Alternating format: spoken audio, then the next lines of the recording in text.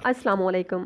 मैं हूं आपकी मेज़बान गर्ल और आपके लिए लेकर आई हूं माहनामा इंसानियत। तो चलते हैं आज के सेगमेंट की जानिब।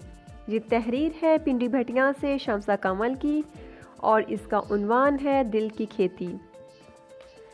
खेतों को देखूं तो मुझे ये ख्याल आता है कि जिस ज़मीन का मालिक इसमें बर वक्त हल चलाता है और फिर बीज बोता है और पानी देता है, इजाफा के लिए खाद डालता है, फिर इसको बाकायदगी से आकर देखता है और निगरानी करता है, तो इसकी खेती खूब फल लाती है या फसल पकाती है।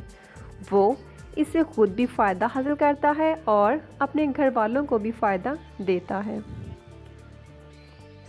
इसके अलावा वहाँ से गुज़रने वाले परिंदे जानवर भी इससे फ़ायदा हासिल करते हैं।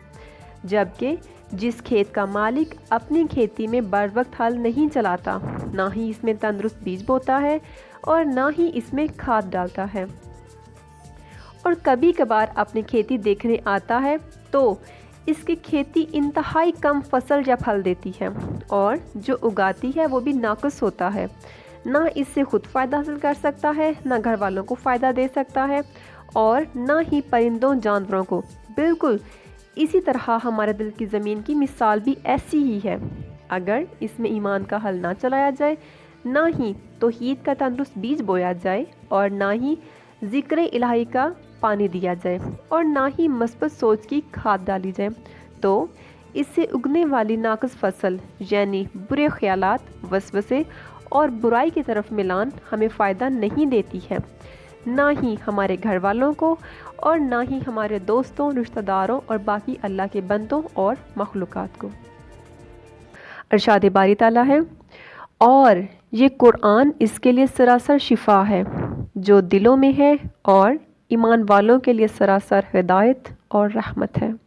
सूरह यूनुस आयत नंबर 57। तो आइए दिलों के खेतों को आबाद करते हैं। आबाद और सरसब्ज़ व शादाब करने के लिए इसे कुरान पाक से जोड़िए और दिल की हिदायत, नूर, साबित कदमी की दुआएं करते रहें।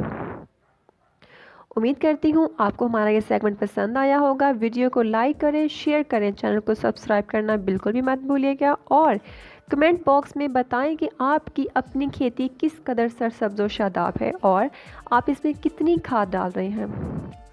माहनामा इंसानियत गूगल एप्लीकेशन पर हर माह मुफ्त हासिल करें। एप्लीकेशन का लिंक वीडियो की डिस्क्रिप्शन में मौजूद है। शुक्रिया।